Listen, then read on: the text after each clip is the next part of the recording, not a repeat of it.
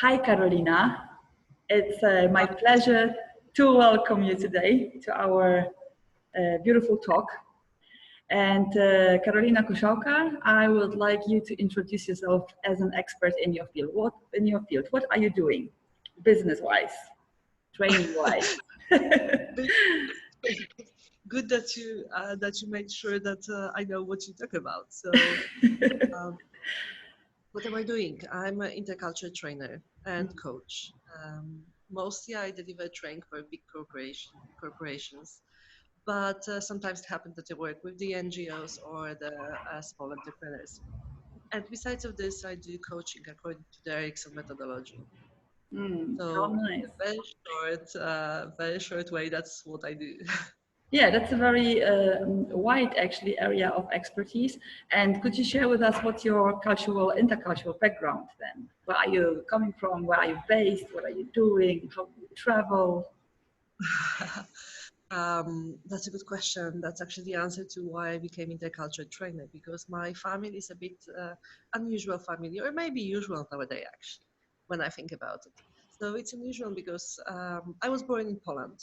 And when I was very young, my father had brother and sister, and they moved out during this time. The brother moved out to United States, and the sister moved to Syria.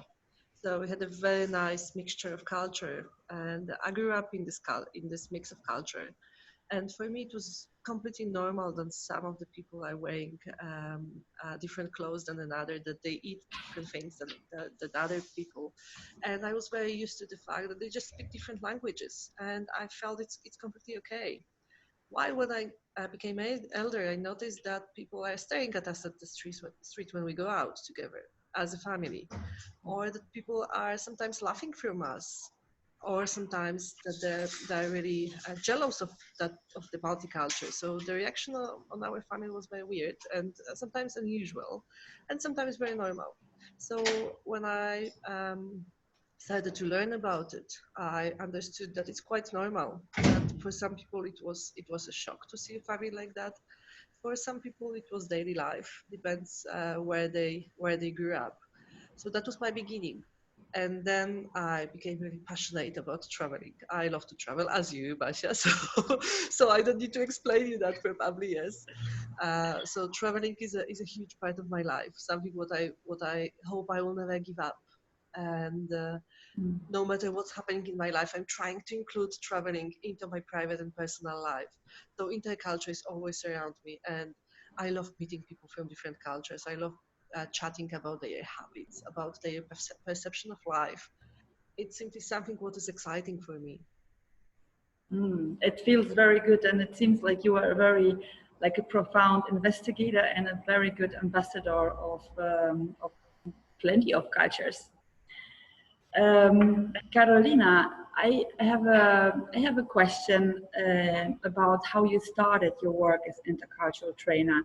What were the difficulties or the challenges, and what was exciting about it? Like those two areas.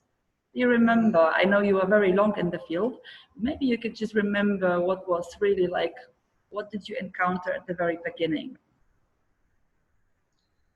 That's a very good question. The very beginning, I started actually not as an intercultural trainer. At the beginning, I was organizing events for the intercultural teams. At the very beginning, I was organizing conferences and meetings for the European Union projects. And meetings were related with education and with the trainings. So when I started to organize meetings, I found out that it's really challenging sometimes to get people in the same time, in the same place, thinking about the agenda in the same way. And then I started to implement my knowledge from the intercultural area. And after that, I started to be excited about being a trainer, and I started to take courses about being a trainer.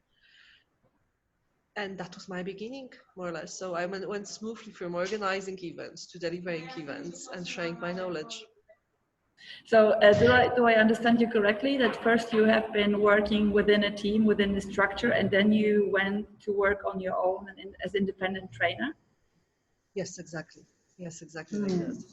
So coming from this area, what would you tell young trainers, young entrepreneurs who would like to develop the skills in the intercultural field?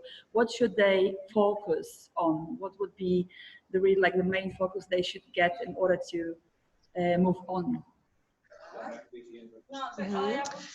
I'm thinking what to say. Sorry for the voices around. We hear you. We hear you. I hear you very well. What I would recommend is to find a field where they feel unique and special. Because I found out that being a trainer in general is nowadays not really useful, because nowadays being a standard and normal is nothing special, and you have to find a field where you are very unique and something what is your value, your added value, and just follow your heart and do whatever you feel is the most passionate for you, because people who you train will definitely feel if you believe in what you are teaching or no. So I would say that definitely the core is to believe in what you do, and also follow your passion. Very beautiful, a very beautiful tip. Can I ask you, how did you manage for so many years to combine your passion for traveling with your passion for interculturalism? Exciting question. I'm looking forward to, yes. How did you combine? Where this question is coming from, because I'm sure you asked already. How I combined it, it's simply every travel brings something new, every trip, every destination brings something exciting and unusual. And even if I work as an intercultural trainer, and sometimes I feel completely prepared for a trip because I study about it in advance.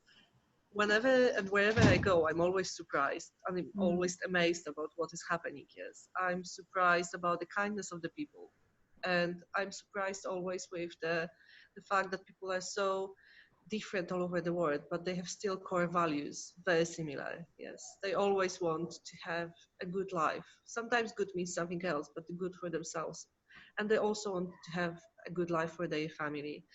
And I believe that no matter what is happening around me, and no matter what I experience, I always believe that people are good, different but good. Yeah, so it's very beautiful. It's an interesting perspective to trust that whatever cultural background we are in and wherever we are, that that the place is good, that the people want good, however they express it, the feeling, the flow is a positive one. Very beautiful. For now, I'm wondering about the new generation of trainers, intercultural trainers, and they are very much of a mobile society, so they are really moving. They are more or less third culture kids, of course, rootless more or less, because it's like a normal thing to move and to travel.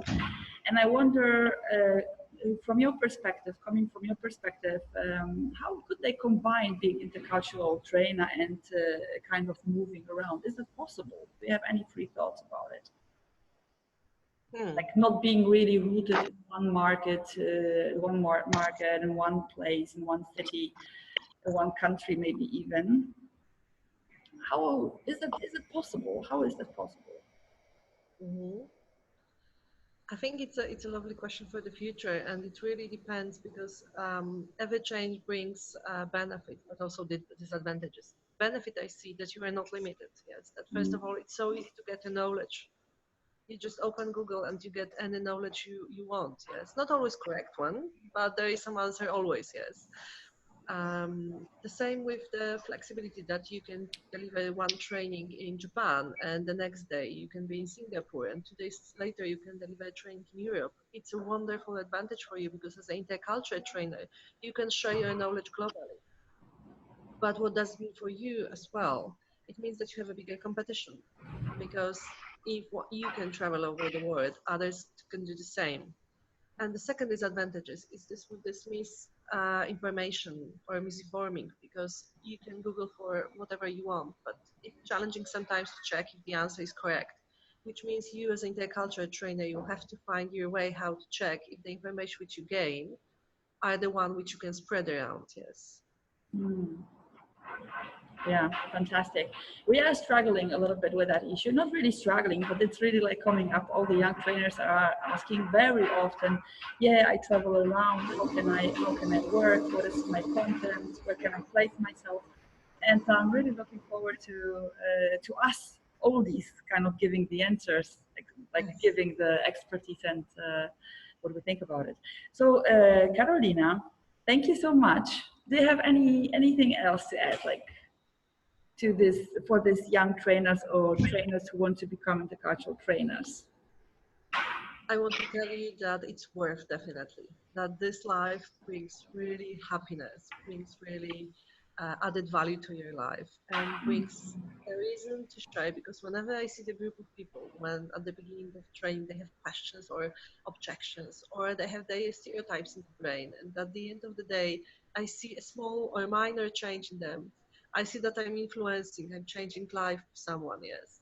And additionally, I believe as an intercultural trainer, we share information about the fact that we are equal, yes, and no matter where we are, in which country we live, from which country we are coming from, we are all humans. And I believe that's very beautiful. And especially nowadays, it's really crucial information. So I believe that being intercultural is the best what I can do in my life. So I recommend the same. Hmm.